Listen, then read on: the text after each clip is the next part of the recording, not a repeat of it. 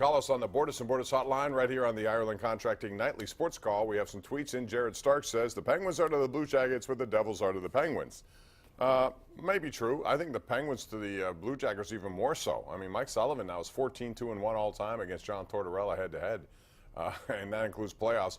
Another guy, Paul, is Jake Gensel. He loves playing against that team. In 17 games, he has 12 goals, in 14 games, 17 points, 12 goals. And that included a tremendous playoff series where he had a hat trick in one of the games at Columbus.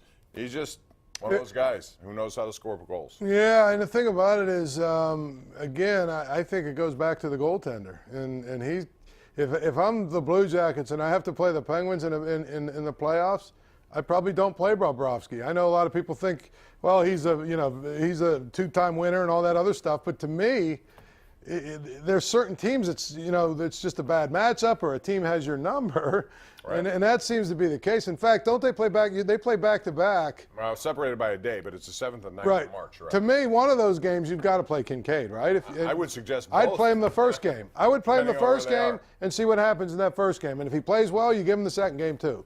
Well, Korpisalo also is pretty good for them. He's been good of late, and we'll see what happens. But Bobrovsky is becoming an unrestricted free agent at the end of the year. They were trying to trade him. They had inquired about Henrik Lundqvist even. They end up with Kincaid. We'll see. It's going to be interesting down the stretch. Let's go to Scott in Center Township. Scott, how are you today?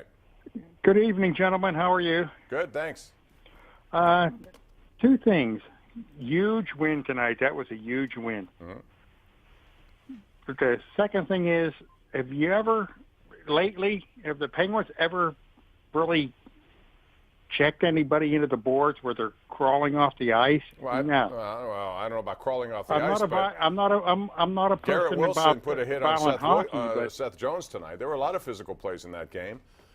Brian Russ got injured because Adam McQuaid took him and threw him into the boards. Now that's hopefully not a long-term loss. But what is your I'm point? saying is the Penguins they sit there and seem to kind of like shy away from the big hit. It's not the way they're built. They're built to skate, and they're not as fast as they used to be, but that's what got them 2 cups, and that's what put them, in line last year to go to the showdown with Washington. But they're not the same, but they're not going to turn into some physical goonery team, if that's what you're Isn't that why they made the deal they made yesterday? To try and get a little bit more tough? Well, they also traded Ryan Reeves, who provided that more than anybody. But what I'm saying is, I think that's part of what the deal was that they made yesterday. Right. It was to try and get a little more physical and a little bit more size and have, at least one guy, if things jump off, that you can put out there on the ice, and he's probably going to win the fight or do whatever. I mean, so I think they addressed that. Here's the thing about Eric Goodbranson, who is going to be here eventually. He's a big guy, a former 3rd overall pick, but he hasn't lived up to that. What he is, however, is from everyone I've talked to who follow hockey closely, say he's a very good guy to have on a team. In terms of a character guy in that locker room. However, the thing I don't like about this is that he carries 2 more years at $4 million. Yeah. You don't want your 6th defenseman making $4 million if you can avoid it. That's a lot of money. That's what Ovi Mann. You're going to have a number of playoff games probably where he's going to be scratched. You've got a $4 million guy scratched. If everybody's healthy, I mean, here's the thing. If everyone's healthy, Bob, he's the odd man out, I would think. Well, here's the choice. It may be Marcus Pettersson, who's played very well, yes. or him. I mean, I don't know. How do you play him other than saying, well, he makes $4 million? Isn't he like minus 28 or something? Like but that's deceiving. I remember when Justin Schultz came here, he was a minus 31. Right, but I'm just saying, this is a guy that. I get it. It's tough, but I think they felt they had to do it for now. And yeah. Well, here's the interesting. Rutherford felt he needed to do it. Mike Sullivan has never been a big fan of these kind of guys, so it's going to be interesting. Fast. Jack Johnson's not that fast. That's the issue. Mike in Altoona, you're on right now. What's up, Mike? Welcome to Sports Call. Hey, thank you. Watched the game tonight. It was a real character win, I thought, being shorthanded and getting beat up again. But I got to say, Dominic Simone, he's just got to start finding the back of the net. He gets a lot of opportunities. And I'll tell you about Phil Kessel just looks lost. Terrible. He just looks like he's trying to pass the puck all the time. They can't have that Kessel going into the postseason. Simone at least hit the goalpost tonight. He had beaten Bobrovsky on a wrist shot. But, yeah, I get back to that Kessel thing, Paul. I mean, this is now 13 of the games in a row. He hardly shoots anymore. I don't know what his deal is, but if he's not scoring, he's not of much value. Does he look like a guy that just wants to get out of here?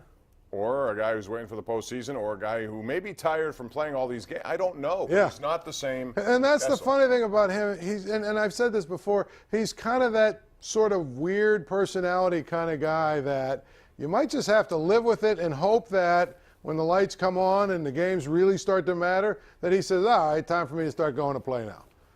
All right, let's go out to Waylon in Washington. What's up, Waylon? Hi, Bob. Hi, Paul. What's up? Hey, it's really not a fair question for you guys. It's kind of like a comment. Like, most guys like myself, who like $150 a day, it's not bad. But like when you say like a guy in baseball is going to get a contract for $20 million, he's like 19 years old. My question is, why don't most guys like be discouraged about that and don't even really care about baseball? I don't understand your question. I know you wouldn't. I apologize. No, I just like why rephrase it. okay, our public continues to pay the prices for the stuff, and The public isn't. The team is. The team, and then gets revenue from the league. Thanks, Waylon.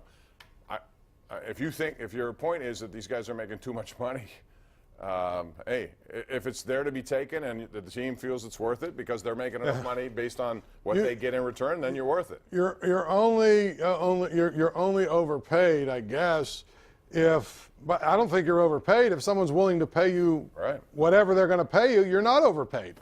I'm kind of surprised, though, because we went through this whole offseason, not much of anything in terms of signings. And all of a sudden, now within 3 days, you got Machado with $300 million from a team you wouldn't expect, and then Colorado with $260 million from a team that really is closer to mid-market than it is big market. But they want to retain their guy. I don't blame them. I wish that's one thing I wish the Pirates would do more of. Is when they get guys like this, they want to keep them and have to pay the price to keep them. Yeah, it's going to be interesting to see. I think the test case for the Pirates, the next one, is Jameson Taillon.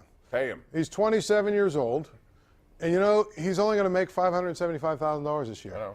And he's got 3 more years after this year before he becomes a free agent. Well, he goes in arbitration. So if I'm the Pirates, they've done this well, by the way. I think Neil Huntington and the staff over there, whenever they've had a chance to give, they did it with Andrew McCutchen. Yeah. They paid him in advance, and it worked. They didn't work with Jose Tabata. It did work with, I think, Marte and Polanco in that you have franchise-friendly numbers. They can give him right now probably, what would you give him for the next 3 years? He's going to go to arbitration. He'll jump from $575 probably to $7 million. Yeah, I mean, if he has a really good year, I mean, the thing about it is if he has a really good year, say he has 3 years where he builds on each year, and you would think he might go to 7. What did Garrett Cole get this year? 13? Yeah. 7, 12 to like 16 or something? You can give him if you want to take part of his free agency away from him, you can give him 4 years, an average of $15 million a year. So he's 20.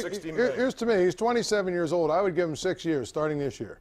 So he's 27, 28, 29, 30, 31, 32. 6 years, and I would give him at like $72 million bucks. Yeah. I think that's if he would. And be it's willing guaranteed. To take it. And if I'm him, given my health history and all the things, I think because I'd probably of his take the health history. $72 million. By the way, we're going to honor him coming up. Lending Hearts is a great event that takes place every year, and on Thursday night at the Fairmont, he'll be in town, and we're going to give him a special award for everything he's done in terms of facing some of the adversity. So he will be the Lending Hearts Man of the Year. Let's go to line 1. John in Somerset. What's up, John? How are you? Hi, Bob. NFL training camp starts in July or August, right?